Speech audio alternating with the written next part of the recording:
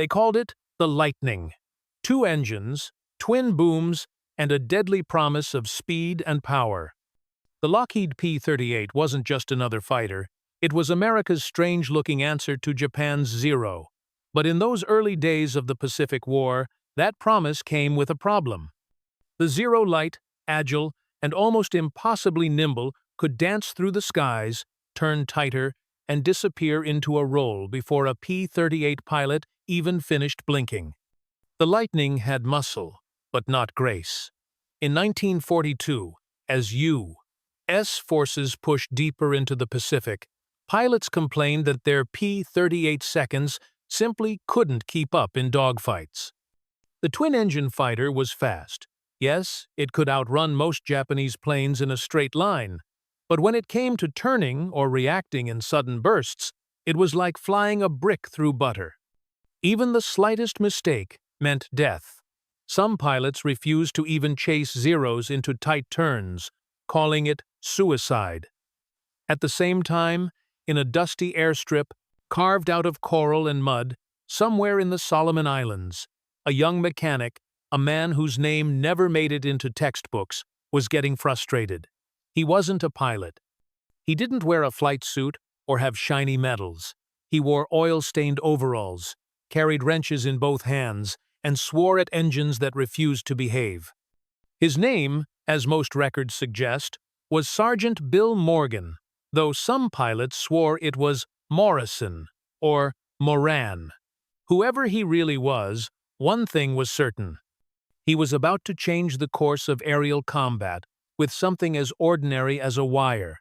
The Pacific airfields of 1,943 were places of exhaustion. The sun baked the runways until tools burned your hands. Crews slept under wings, drank from rusted cans, and worked around the clock. Pilots would land shot up, their planes leaking fuel or riddled with bullet holes, and these mechanics, men like Morgan, would crawl through the wreckage, patching aluminum like doctors closing wounds. But Morgan noticed something that others didn't.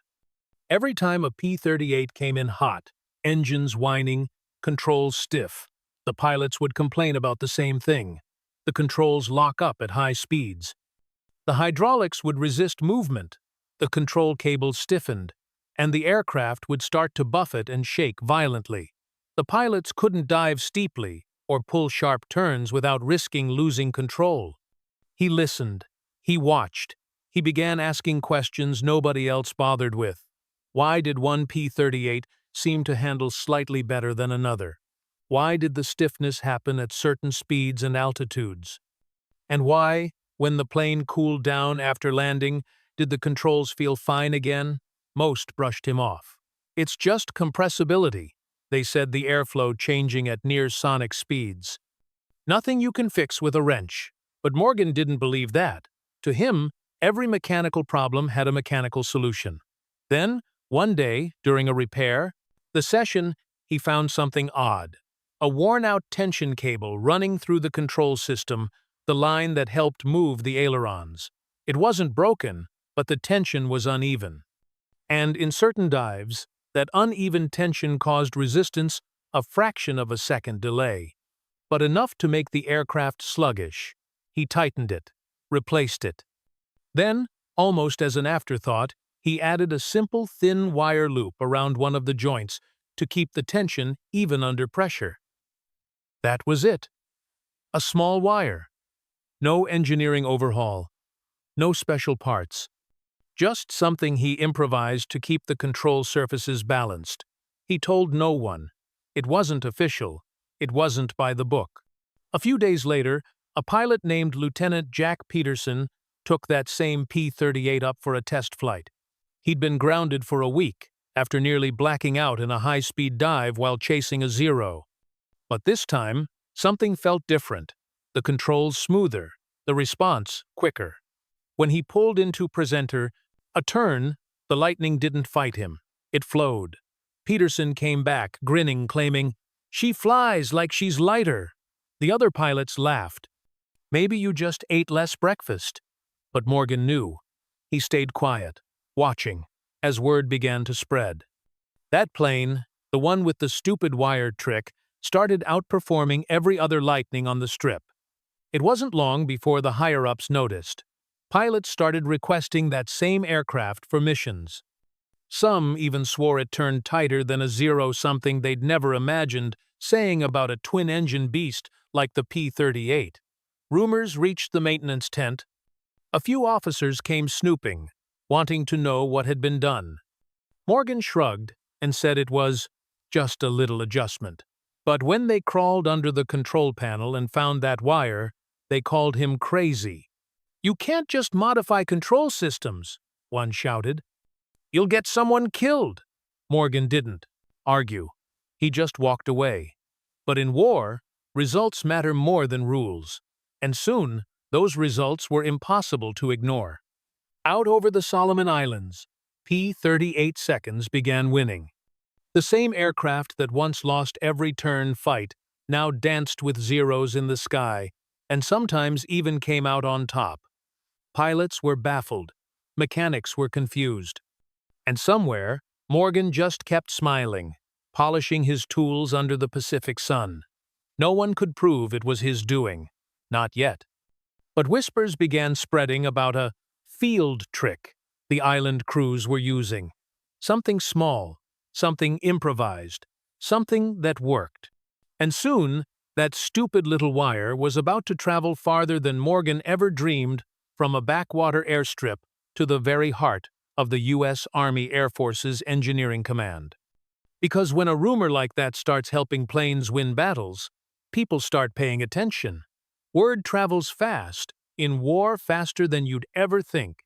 Within weeks, pilots all across the Pacific were talking about one particular P-38 that handled like a dream, the one that didn't stiffen up in dives, the one that could roll, twist, and recover smoother than anything else in the squadron. The mechanics didn't talk much about why, but they all knew it started in the 339th Fighter Squadron, with a quiet man who kept to himself and a loop of wire that wasn't supposed to be there. By late 1943, the P-38 Lightning had already earned a reputation for raw power. It was the first American fighter that could escort bombers all the way across the Pacific. It climbed faster, flew higher, and hit harder than most Japanese aircraft. But every pilot also knew its weakness, compressibility. Once it dove past a certain speed, the air pressure around the wings changed dramatically. The controls would lock, and no amount of strength could pull the nose back up. Pilots had died fighting the very machine that was meant to protect them. But now, stories began circulating that some Lightnings didn't lock up, that somehow, in certain squadrons, pilots were diving steeper, pulling harder, and coming out alive. And not just alive, victorious. One report from the 431st Fighter Squadron described a P-38 pilot who chased a zero straight down in a power dive. The Japanese plane expected the usual, that the heavy American fighter would freeze up. But it didn't. The Lightning stayed with him, leveled out at the last second, and ripped the Zero apart with 4 50-caliber guns and a 20mm cannon. When the pilot landed, his first words were, "She didn't lock. Not once." Nobody could explain it. Not the engineers, not the brass, and not the pilots themselves. But mechanics like Morgan knew. They'd begun copying his trick quietly, wire by wire. What he had really done was subtle but brilliant. His wire acted as a stabilizing tension compensator. It kept the control cables at just the right tension, even as air pressure built up around the control surfaces.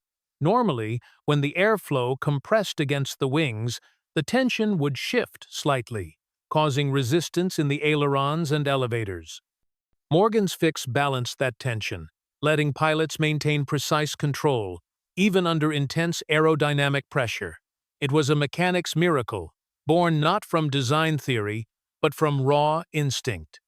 When word of the modification reached a group of engineers back at Lockheed's Burbank plant, they didn't believe it. A field fix? A piece of wire? They scoffed. But then, test data from combat squadrons started showing unusual patterns: faster dives, smoother pullouts, fewer control complaints. Eventually, Lockheed sent representatives to investigate. They flew out, notebooks in hand, looking for answers. They found Morgan sitting under a P-38, wiping grease from his hands, and when they asked him what he did, he showed them. Just a wire loop, anchored neatly across a hinge. The Lockheed engineers didn't say much, but they took notes. A few months later, a new technical directive went out to every P-38 maintenance unit across the Pacific. It introduced a revised tension support, basically a refined version of Morgan's field fix. No one credited him officially. There were no medals, no ceremonies, no name in the report. Just a quiet acknowledgement in the margins of a maintenance manual. But among the men on the line, they all knew who'd really done it. And the results were staggering. P-38 seconds became the terror of the Pacific skies. Ace pilots like Richard Bong, Thomas McGuire, and Charles McDonald pushed the Lightning to its limits and beyond. With the improved controls, they could dive faster to attack, pull out sooner, and use the aircraft's immense power to climb right back into the fight.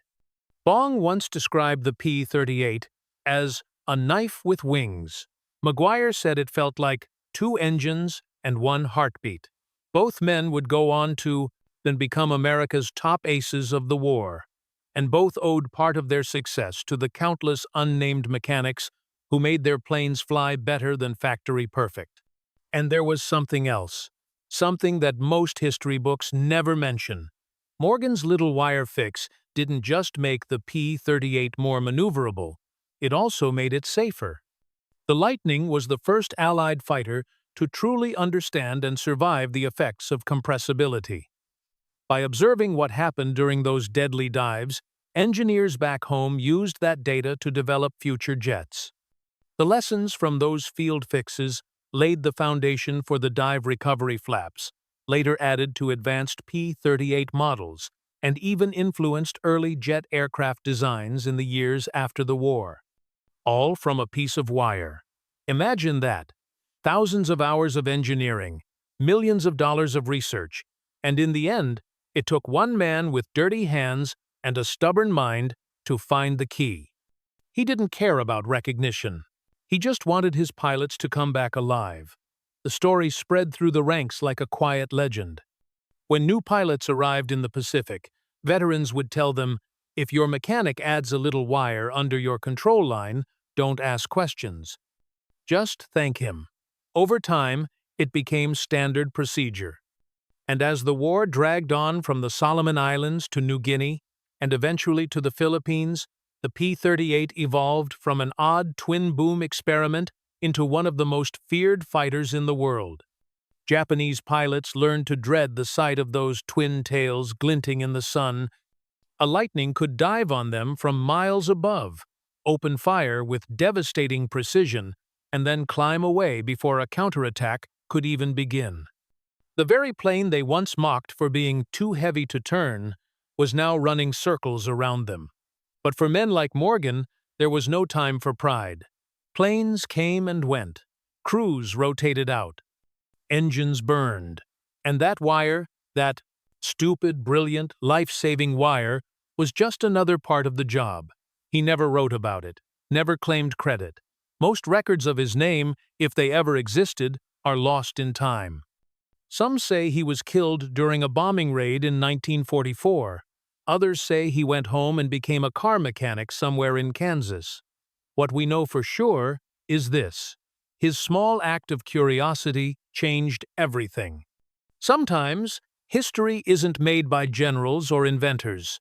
Sometimes, it's made by a man in the heat, working alone, with a wrench in one hand and a crazy idea in the other. By 1944, the Pacific skies had become a different battlefield. The P-38 Lightning, once dismissed as awkward and ungainly, had transformed into a predator.